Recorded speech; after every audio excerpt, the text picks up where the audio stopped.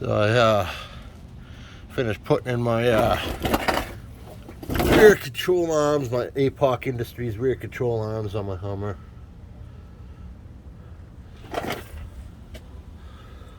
I had to tilt the axle a little bit, which actually was a good thing, because when I put those in, I mean, I couldn't really adjust them out any, I guess. I mean, I could, but it straightened out my drive shaft a little and pushed it in a little, just a little bit more, probably, I don't know, maybe 1/4 of an inch.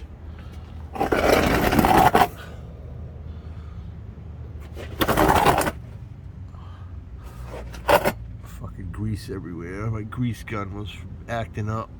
I freaking spent half an hour with that mess. So yeah, they came. These came with just straight. What do you call them there? Grease fittings.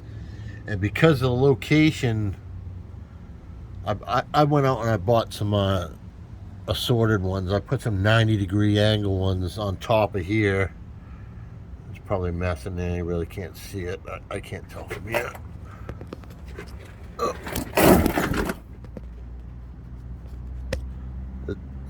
It's a really bad location. You can't put them on the bottom because yeah, you just can't. And, on the top ones, I probably didn't need to, but I put 45s on the top, so you can, either way, if they need greasing again, you can get to them. I mean, the angle is a little bit of a pain.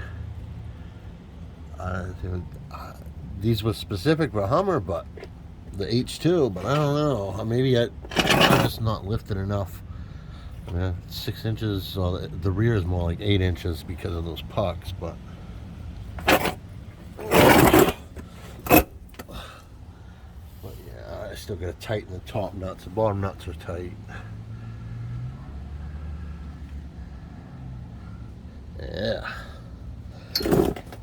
Another $400. I've had those for sitting for quite a while. I just didn't get around to putting them on. Mostly because that bolt was in the way of the gas tank.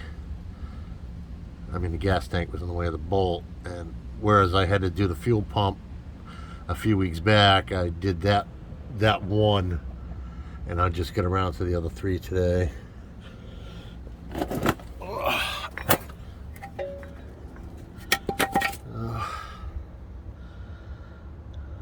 Well, probably my next project will be this exhaust. I mean, I like the 2 out, but they've broken off and I couldn't do a shitty weld job on it. It doesn't leak, but there's pieces in there and it rattles, so it's kind of annoying.